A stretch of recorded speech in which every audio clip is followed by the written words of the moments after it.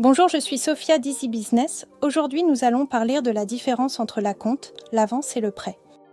Un acompte est une somme payée par anticipation pour un travail déjà effectué. Par exemple, pour un salarié payé mensuellement, le versement le 15 d'un mois d'une somme correspondant au travail effectué du 1er au 15 de ce mois constitue un acompte. Conformément au Code du travail, votre employeur doit accepter votre demande d'acompte sur salaire s'il s'agit de votre première demande ce mois-ci, après le 15 du mois. Toutefois, si vous avez obtenu un premier acompte et que vous sollicitez un nouvel acompte, votre employeur peut alors vous refuser le bénéfice du second. Le montant de l'acompte ne doit pas excéder la rémunération acquise à la date de son versement. L'acompte est versé en espèces aux salariés qui en fait la demande. Toutefois, il est obligatoirement payé par chèque ou par virement lorsque le montant total du salaire dépasse 1 500 € par mois.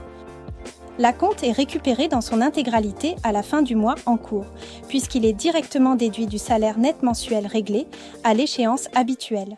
La retenue correspondante est obligatoirement mentionnée sur le bulletin de paie. Une avance. L'avance est une somme accordée sur la rémunération d'un travail qui n'est pas encore effectué.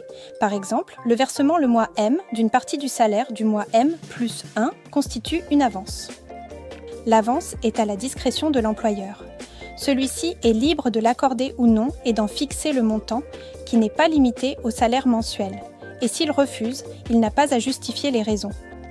Chaque mois sera prélevé sur la paie une somme correspondant à 1/10 de la rémunération nette jusqu'à extinction de la dette.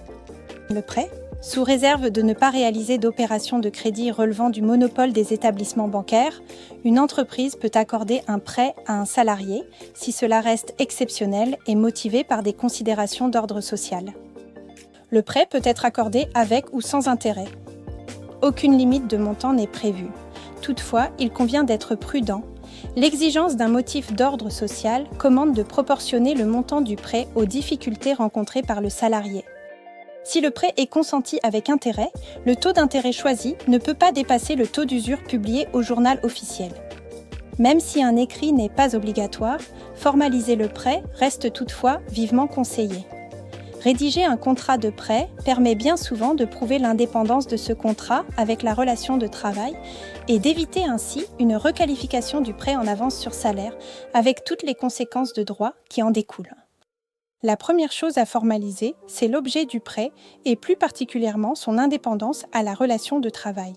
Le contrat doit également préciser les modalités de remboursement du prêt, montant des échéances, mode et date de paiement, tableau d'amortissement, taux d'intérêt à reverser le cas échéant, conditions de remboursement anticipées. Il ne peut faire l'objet d'une retenue sur salaire puisque la dette du salarié n'a pas pour origine le contrat de travail mais le contrat de prêt.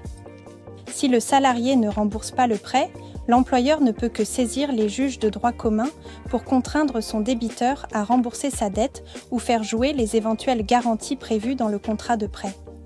Il ne peut pas compenser les sommes restant dues au titre du prêt avec les salaires et indemnités dues.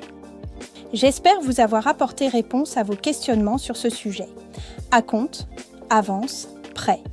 N'hésitez pas à nous contacter à contact@easybusiness.fr ou en commentaire. Abonnez-vous à notre page et à notre newsletter. À bientôt pour de nouvelles vidéos.